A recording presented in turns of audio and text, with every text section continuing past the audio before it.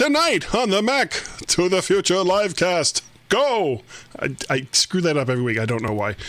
Increasing calls for Apple to stop being the only store for iOS apps, and certain digital assistants are being abused. Tonight, that and stuff all here on the Mac to the Future livecast. Mac to the Future Go livecast. Jeez.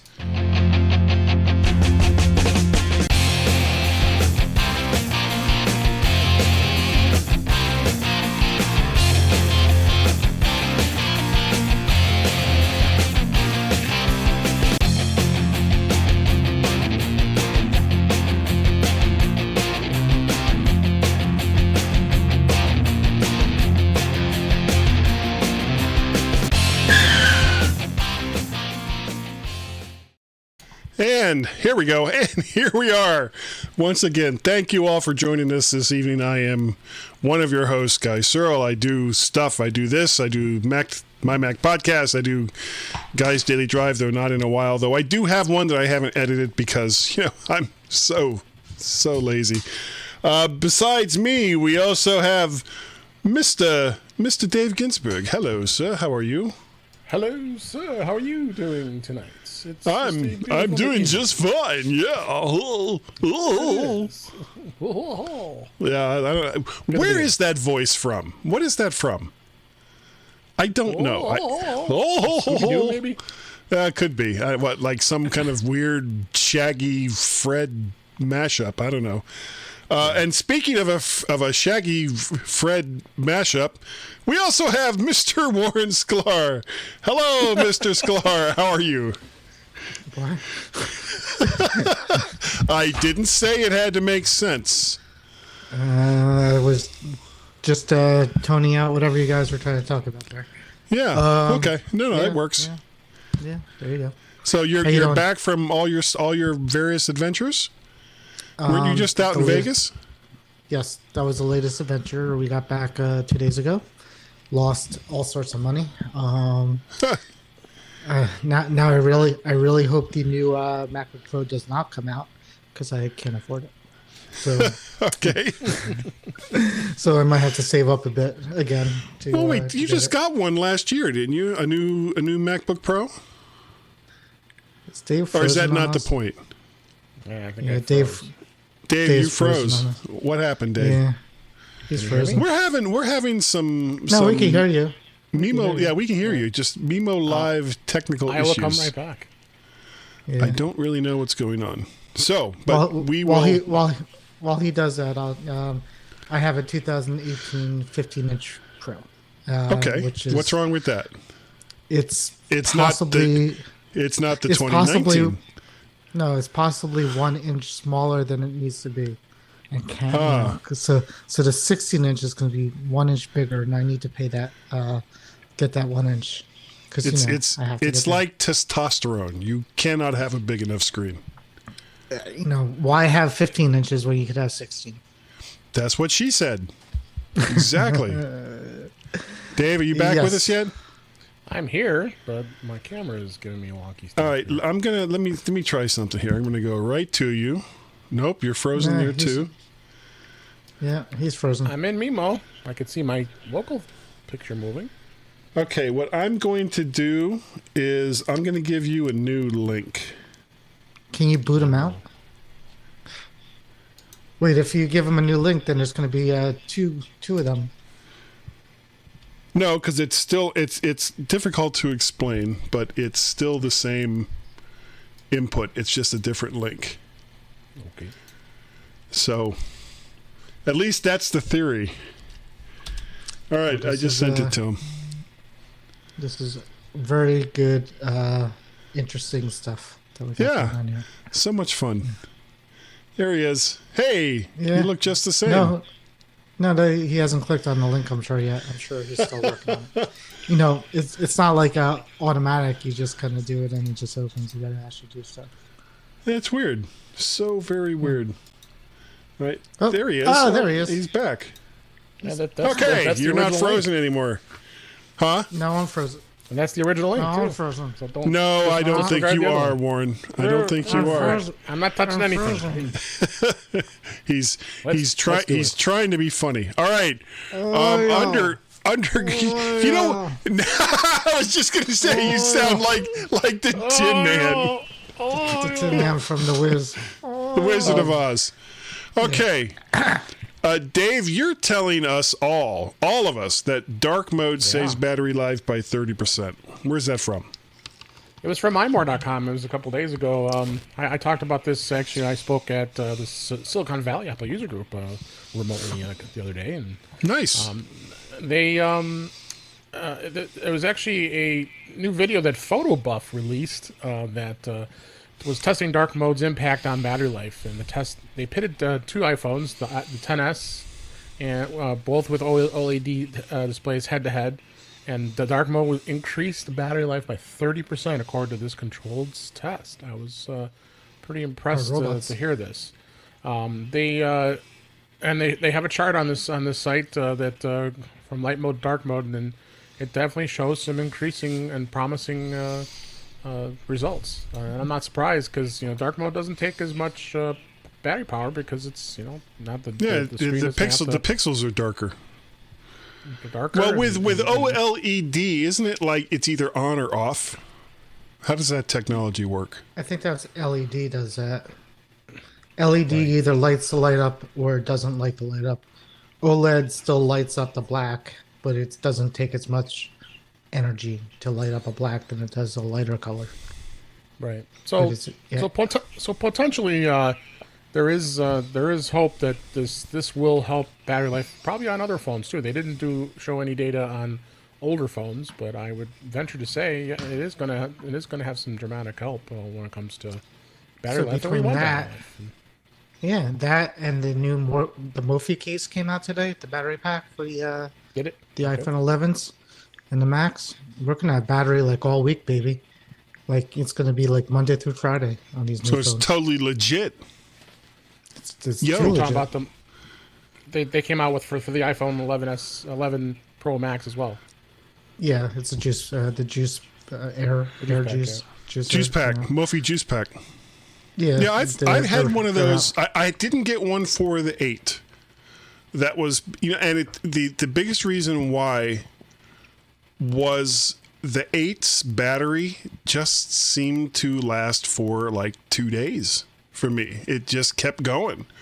Whereas with the 6 and the 5 and some of the other phones I had, it just, you get near the end of the day and you start getting that, we're almost out of power. So, you'd have to plug it in at the end of the day. Yeah. I've had a whole bunch of them. The early on models, they used to break all the time. The micro USB inside the case used to come loose all the time inside of it. So I've had to send them back to the company a few times, and I'll ship them back. So I eventually, last time with the XS, I went with the Apple case for the first time because I had it for the bigger one. And that was cool too. But I'm not feeling it with the Max. I don't think I need to do it yet because I'm pretty happy so far. Battery life has been awesome on the 11 Max. Yeah. I didn't even know Mophie got bought out by Zag. So I know. I didn't know that either until I clicked on a link and went to Zag. No. So they must have. I guess that's the MacBook case maker, isn't it? Zag. Or do they just make a ton of cases for everything? Oh, they make a lot of stuff. Invisible Shield too. Yeah, they did the gears. They should totally be, just so that everybody knows about them. They should totally be sponsoring this podcast. I could definitely use another screen protector. Hint. Yeah, we had. I know that Tim and I had a sponsor for the Macworld Expo, and it was one of the big case makers, and I can't remember who it is now. But we did like a big like game show kind of thing outside of their booth. Mac Alley, maybe. No, it wasn't Mac Alley. It was like they made cases for like laptops and stuff. Spec. Yeah, that's what it was. Yeah. Yeah. Cool. In another little snippet, Apple Pay has overtaken Starbucks as the most popular mobile payment platform in the United States. So, and I mean, it's been, what, 2 years, 3 years since Apple Pay started? At least. Yeah. But that's, but I mean, I go to Starbucks, and Guy, I don't think you do. But I could tell you, it's weird. Starbucks has an app where you can pay with the app. Right. Or you can use Apple Pay. So they accept both. And you can link it with Apple Pay. Well, I don't think Starbucks cares. I mean, their main thing is coffee. So if they get a little bit of money back from a payment program, hooray. But it's like not their main gig. Whereas with Apple, it's like, well, this is one of the services that we want to provide, until the end of time. So the fact that Apple is more focused on making Apple Pay a much higher mobile payment platform than Starbucks, I don't think is really that big of a surprise. Well, Starbucks only works in Starbucks, but it's. Yeah. I mean, if you use the app, you get I think what is it every 9 coffees you get a free coffee at 10. So there's rewards on the app. So if I get like 9 Macs, will the 10th one be free? Is that how that works? Yeah. At Starbucks.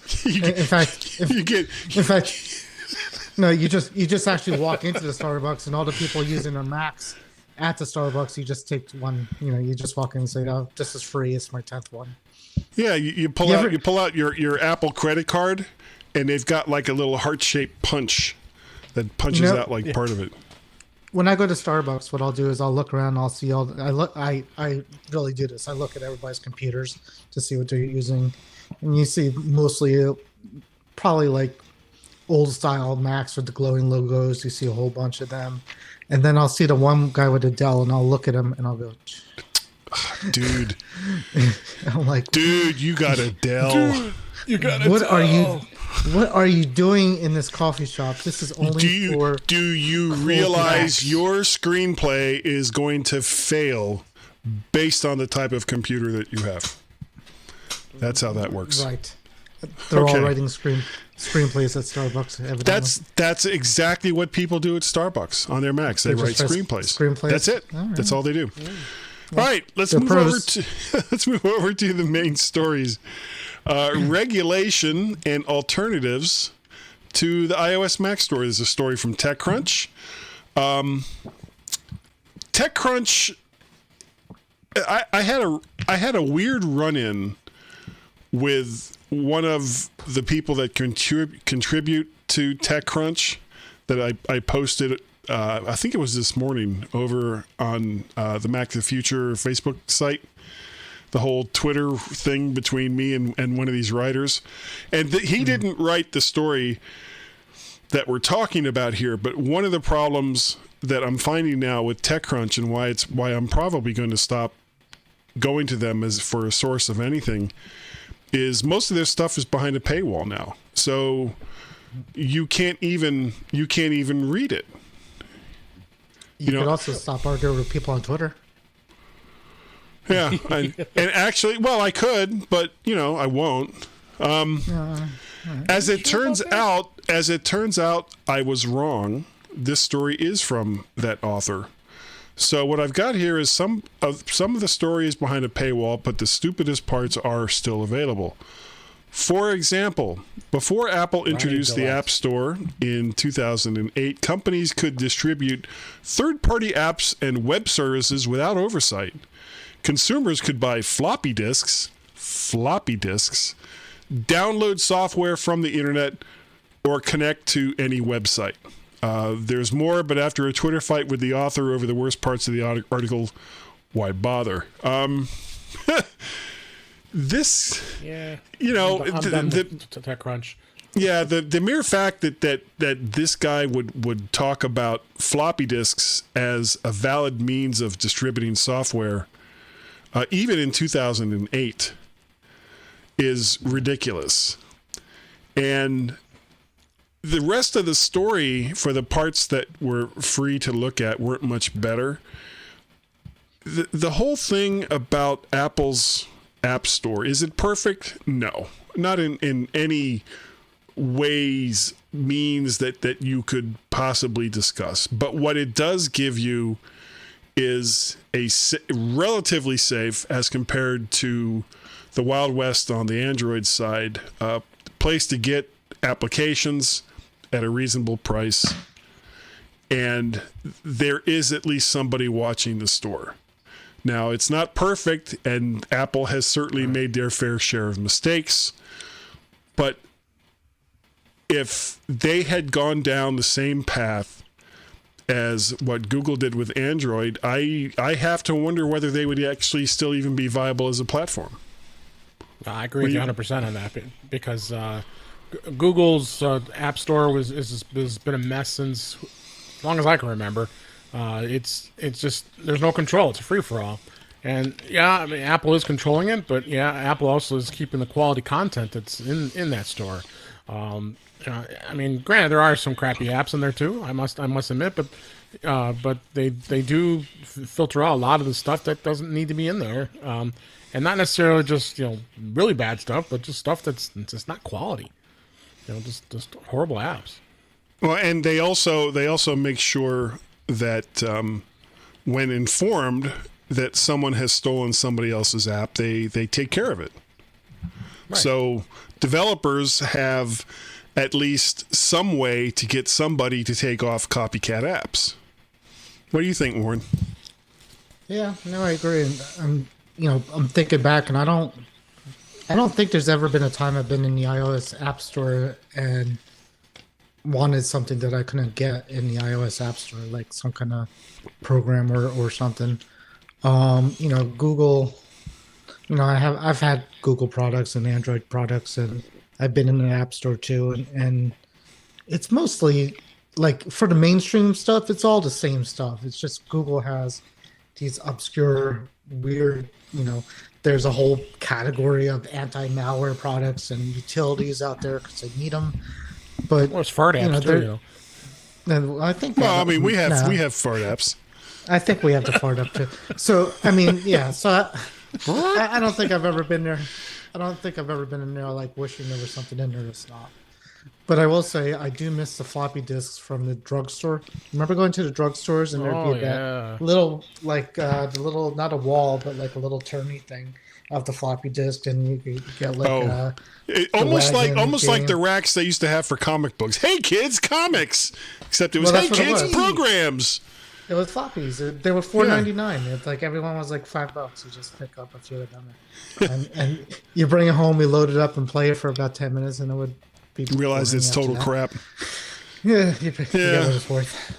Yeah, I miss AOL too, but that's a whole different story. From the same time period. Yeah, you've got mail. You've got lots of free DVDs or CDs and floppies. Yeah. Oh, it was God. before it was definitely they were 3.5. Well, you guys had AOL accounts, didn't you? God, of course. What was your screen name? W Explorer. Still is. I still have an AOL. Yeah, mine. I still have an AOL address somewhere. Yeah, I do too. Mine was Florida Kid, and I had that from like 1997, so it was over 20 years ago. And, actually being from Florida, but, not exactly being a kid anymore, I was really kind of like, okay, yeah, I can let that go now. I think it can go away. I think I had CompuServe first. So I had CompuServe. I had a CompuServe. CompuServe or Prodigy? Prodigy. Which one was it that was IBM and Sears? Was that Prodigy? Prodigy. Yeah. Yeah, because I got a free 2400 baud modem back in the 80s. For joining Prodigy, and it was like it would take 20 minutes just for the main screen to come up. Yeah, and your handle was like a bunch of letters and numbers too, like PVR23A or whatever it was. Yeah, CompuServe. I think I don't remember if I even had a screen name. It was numbers, right? Yeah. So I'm thinking AOL. AOL was my first actual email address that I probably had. Me too. And then Hotmail came out, and right after that, which was a hot mess. Account. No, it's fine. Yeah, that's my primary email address. Still, my Hotmail address. Okay, let's move on. Actually, this is weird. I didn't put anything else in this one. Alexa and Google Home don't say that. abused. This is a story from Ars Technica. Hey, girl. Abused. Used and Apparently, abused. there are some third-party programs that simulate both the A word and what is Amazon's? That's the A word. Oh, okay. word, So what was Google's then? Google is just say, Okay, hey, Google. Okay. Is it? Yeah, you turn those off. Okay. Well, apparently there are third-party programs that's in the App Store that will simulate you're talking to the digital assistant in an attempt to get passwords and things along those lines. And the way it basically works is, you'll ask a question or you'll start this program and, you'll tell it to quit, but it won't really quit.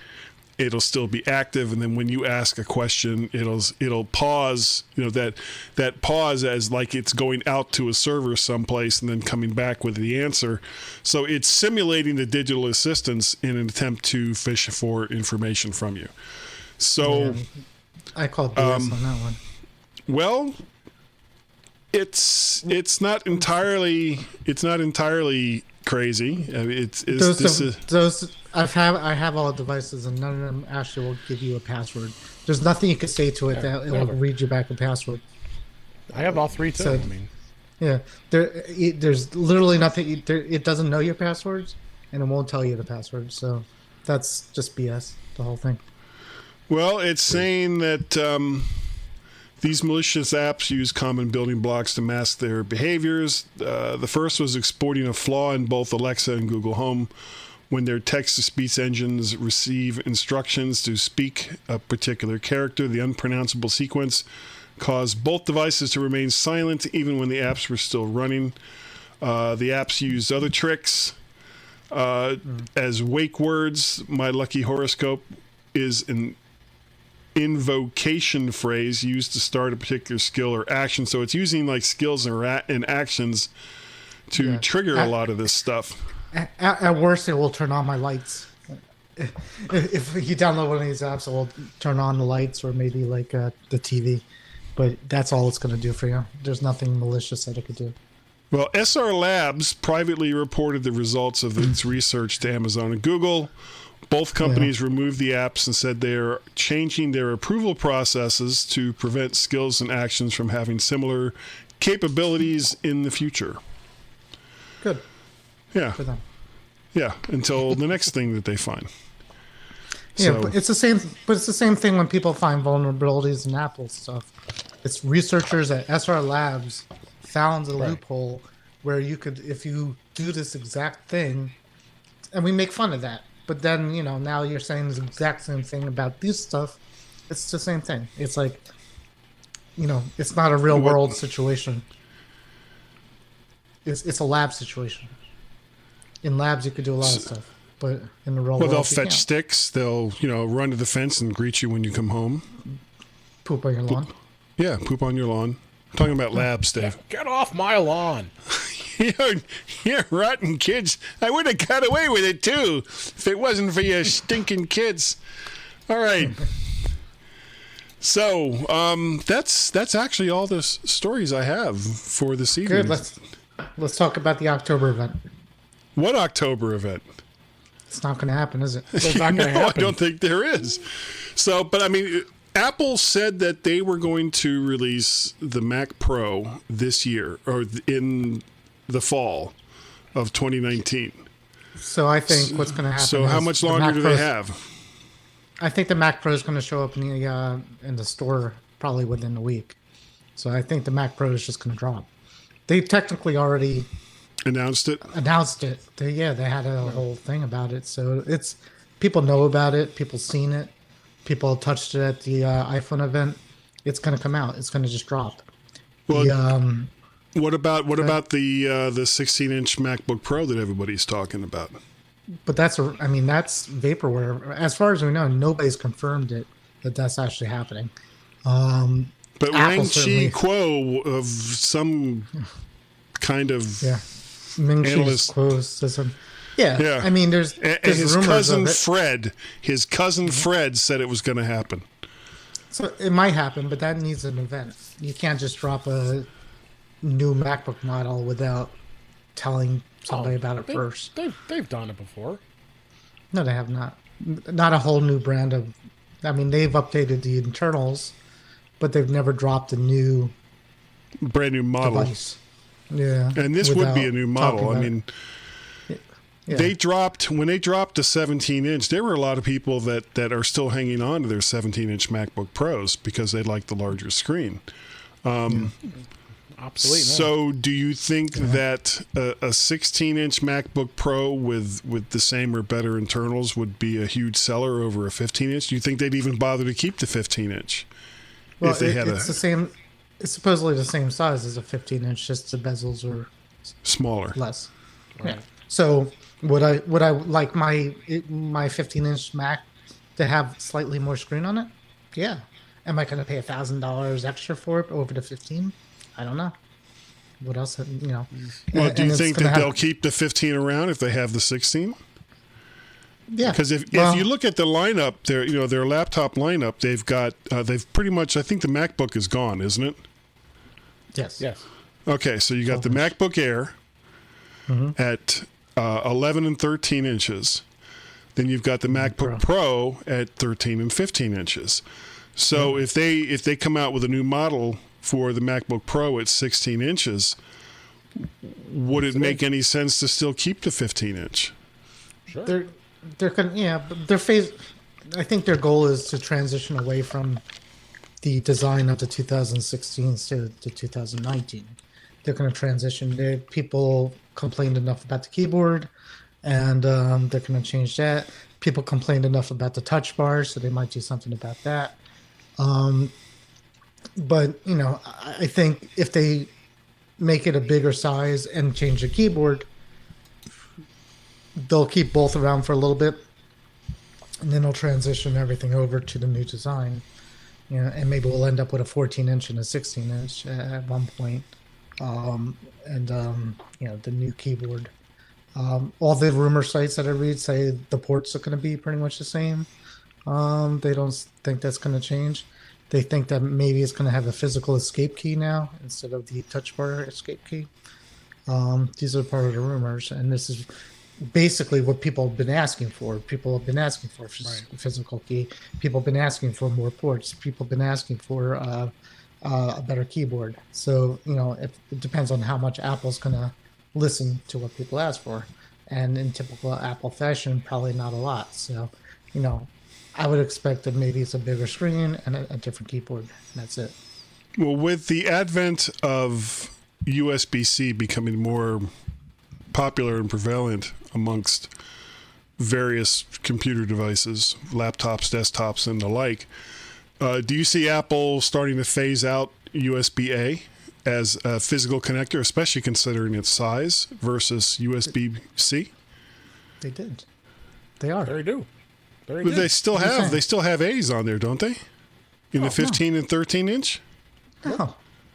Okay, well, see, this shows you how much I'm up on this stuff. I thought they still had USB A's on the Pros. No, they stopped them in 2016.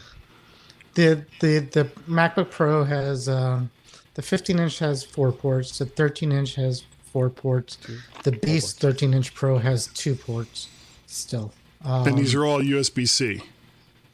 They're all USB-C / Thunderbolt. Thunderbolt 3, right? So they all are Thunderbolt 3. Okay, so my prediction came true then. Mm-hmm. Yes, they did very good. They phased it. Just like you said. Just they did it before you even said it. I know. But Damn, people don't like that. Some people want the port, the USB-A port. Some people want a camera card thing, but Apple's not doing that. Lots of devices out there still using it. Yeah.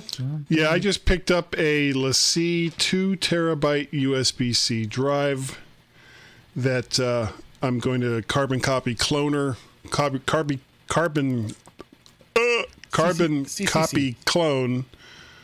my Mojave installation so that possibly I can go to Catalina on this computer, but still have a possibility of going back to Mojave if I wish. Are you going to boot off it? Well, you have to. You have to be able I to know. boot off of it. Off the clone. Is it SSD? Is it SSD drive? Yeah, it's a little tiny thing. 2 terabytes. Tiny. Wow. You sure it's cheap. SSD? Because those are like $300. $250. Let's see. What'd you pay? I don't even remember now. This is it. That is a 2 terabyte non SSD drive. So return that one and get yourself like a smaller one that's Like a 1 SSD. terabyte or? Yeah, because that will be painful to run off a boot drive. Well, it's USB-C, Doesn't matter. so it's good. Okay, we'll go with that. Sure. All right. At the very least, I can probably use it for time machine. Yeah, because my Drobo is dying. That's definitely what you do. It just won't stay booted. Yeah. What's that? That's Scan a disk? USB USB. SSD drive. 1 terabyte, and that thing I flies. have it I put a image on this. Carbon copy when it on runs. this thing. Oh, this is $169. That's what it is. Yeah. So I have a 1 500 gig one. I have. He's got the 500 one gig. just like him. But you could boot. You boot off it, and it's almost like it's the internal. It's not quite as fast, but it's good. It's not as Well, I've got fast. about 1.5 terabytes of stuff on this 3 terabyte SSD. Right. Sorry, But you not SSD, 3 terabyte Fusion drive. So I need at least a 2 terabyte SSD in order to duplicate what it is that I'm currently running. So that's going to run some bucks. Yes, it You will. could. There's things you could do. Or I could get a Behringer MIC 2200, which is a There you go. dual preamp. It's a gun. Is it a gun? No, it's a preamp for microphones. It's more audio gear that I don't really need. Yeah, I mean, I put a list of my current setup over on Facebook. It's a mixer and a compressor expander and an audio interface. And it's just, and I have a cloud lifter that's attached to this microphone right here. So if I could Lifts the cloud. eliminate the cloud lifter. What's a cloud lifter? Cloud lifter is a little tiny inline device for dynamic microphones to boost. Just throw like a plus 25 dB signal boost into them because dynamic microphones are notoriously quiet.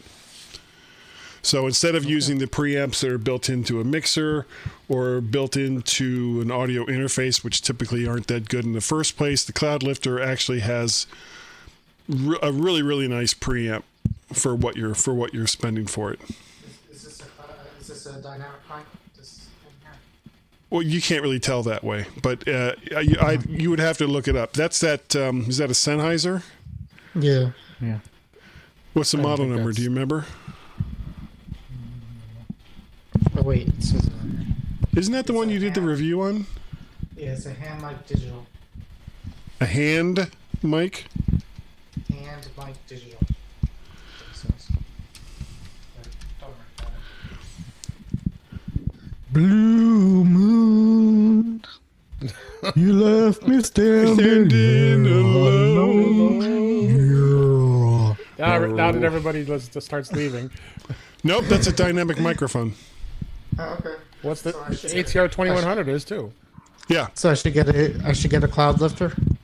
No, not necessarily. Because I think because that's a USB microphone. Most of the USB type dynamic microphones have kind of a built-in preamp for them. The 2100, the Samsung Q2U, Audio Technica also has the 2005 USB.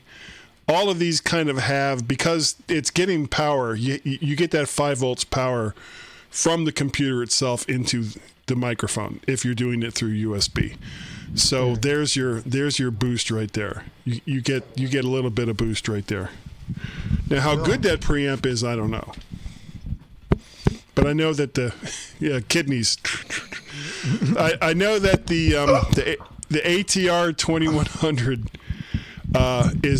is an excellent microphone, especially for the money, and it's so versatile that it's silly and I am versatile. talking to you on it as I right now. It's like Palmolive dishwashing liquid. You can soak your hands in it. Okay. All right. It's Palmolive. All right, we have gone so far off the track that I think we're gonna give this show a shot in the arm and wrap it up. Dave, if people wanted to get a hold of you or find out more about you, how would they do it? They go to my podcast at intouchwithios.com. In Touch with iOS is in your favorite podcatcher. I also lead the Suburban Chicago Apple users. That's our Apple user group here in the Chicago area.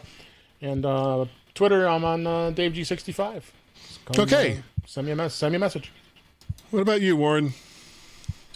I'm on Facebook. My Twitter handle is WSKLAR, WSKLAR. And is that a real thing? Are you actually using Twitter now? I haven't really been active on it. I have a Twitter. I haven't logged in forever. But maybe it'll tell me something.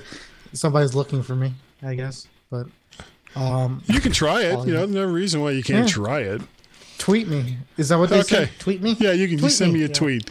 Send me a tweet. You can send me email, guy@mymac.com.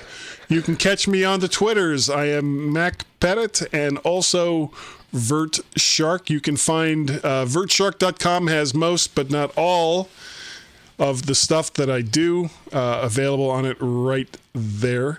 Of course, every Wednesday night I am here with Dave and Warren, or a subset, to do the Back to the Future Go live cast.